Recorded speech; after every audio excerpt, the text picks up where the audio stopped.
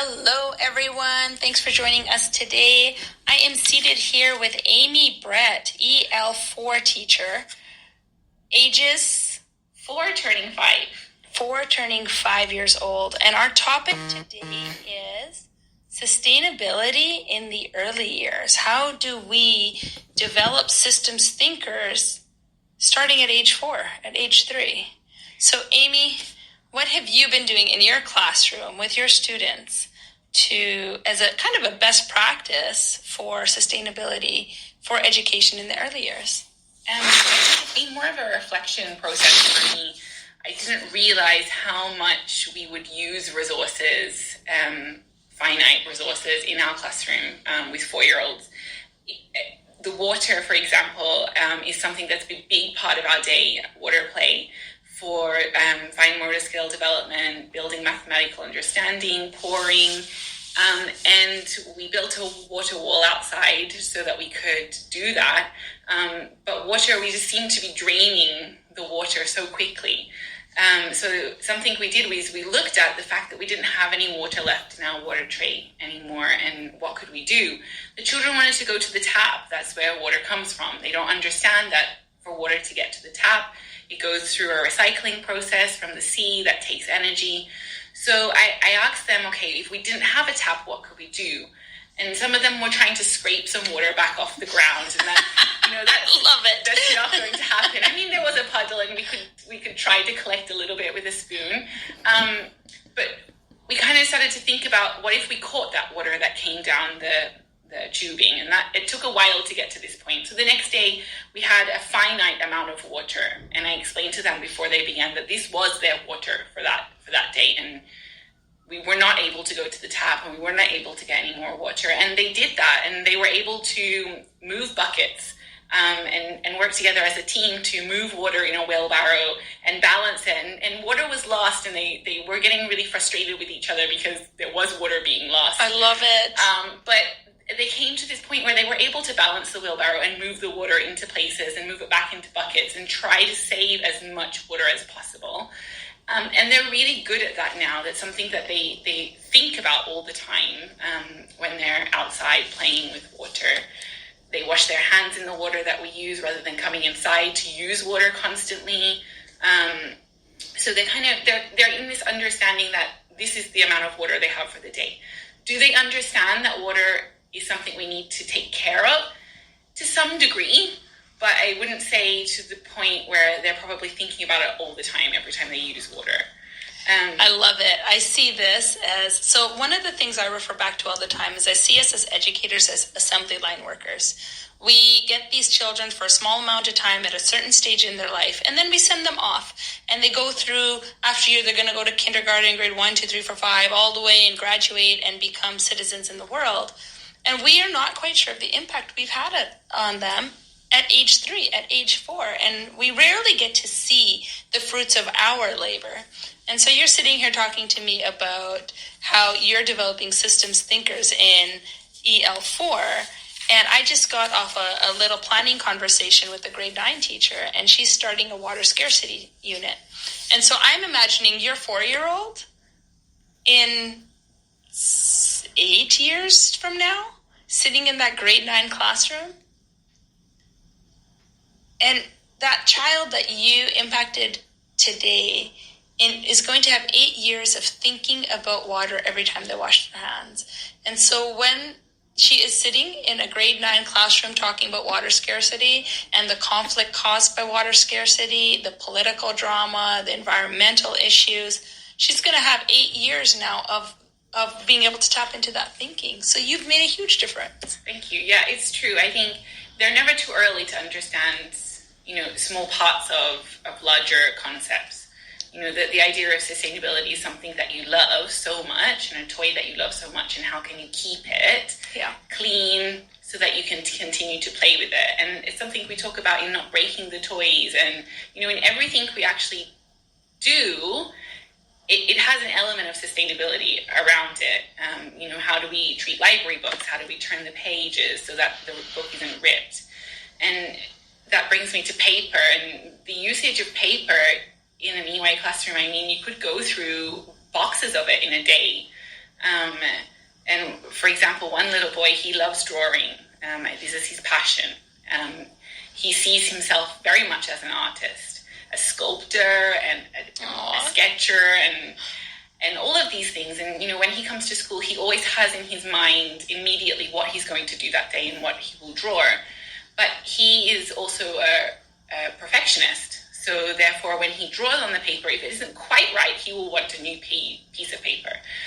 So we were going through maybe 20, 30 pieces of paper a day with him.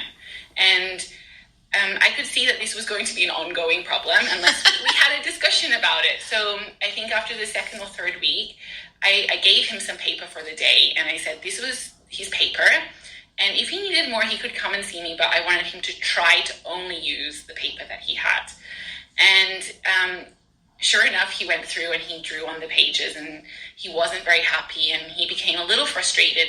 But then he turned the paper over and he realized that he had a whole other page on the other side. So although I might have given him 4 or 5 pieces of paper, he really had 10. And he was quite shy to show me that he had another piece of paper.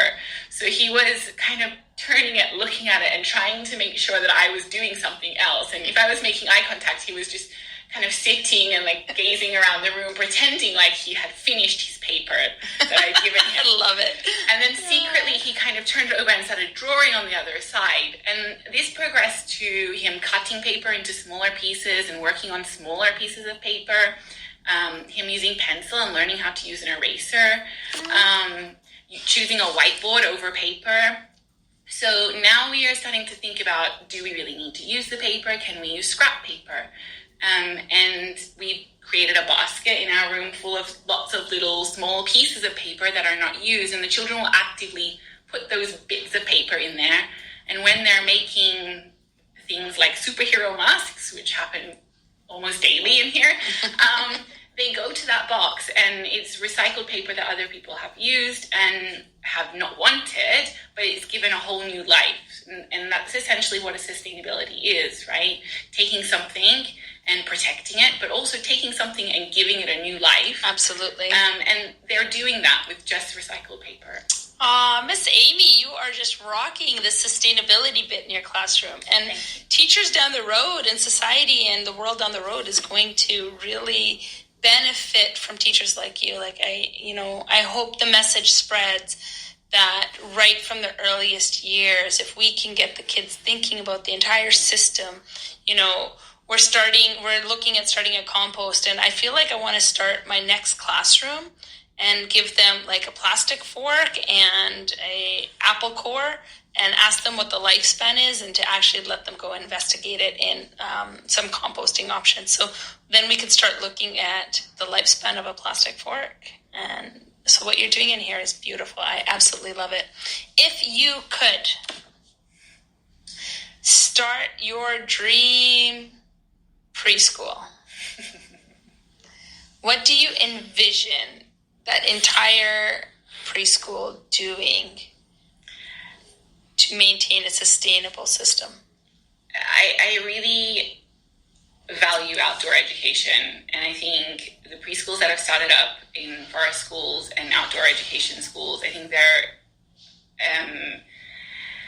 think that's something that I would really like to do. I'd like to be a part of. I think that the experiences that they have outside in nature are invaluable for their future. I think that children who spend time more outside develop stronger skills to use in formal school settings if they were to choose that later in life.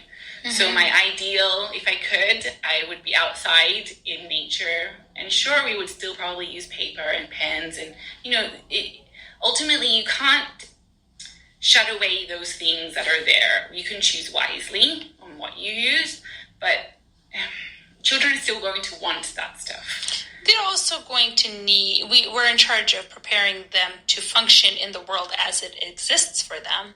So, yeah, exactly. We have to allow them to utilize things they're going to utilize later, and that being paper and pen, but also being technology.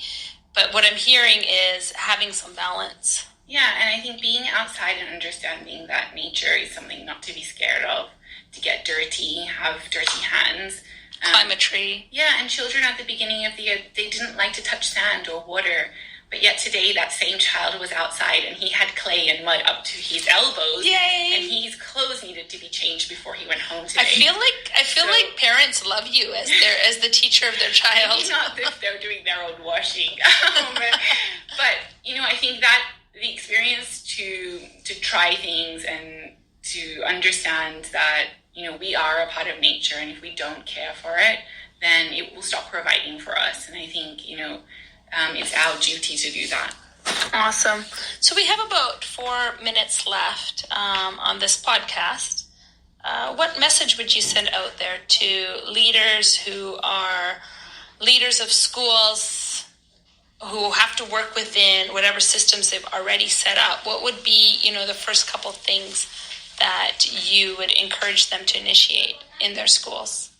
I think it's hard to initiate something without seeing a need for it first.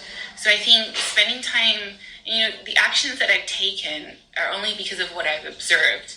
I think if you don't, if you're taking action that's not valuable and your children are not a part of it, then it doesn't stay with you. So the water was something that was happening every day, and it was really affecting the amount of water we used, but it was very easy for the children to grasp that concept and to be a part of it. The same with paper. But if I was talking about recycling from our snacks or whatever, that would be very difficult for them to do. So I think as a leader, as a teacher, people need to be thinking about what can they change with the children. Absolutely. What can the kids connect with? Exactly. Absolutely. I love that message. What can the kids connect with? So almost starting the systems thinking journey with a connecting point, one that's developmentally appropriate. This brings me back to the work that I hope and dream of doing and continue to do, and I've started to do, is looking at the scope and sequence of a systems thinker. What are the benchmarks at certain ages? And I love that. Thank you for having this session with me today about sustainability in the early years. It's easy to draw on opportunities to spotlight what's going on in the high school because they're already focusing on the interconnectedness of society and how things are connected. And I've been able to impact middle school a little bit, but that's already kind of in the curriculum. The hope, though, is how do we bring it to our youngest learners so we can start that systems thinking journey. So thank you. You're welcome. Thank you. Take care, Amy. Have a good day. You too. Bye-bye. Bye.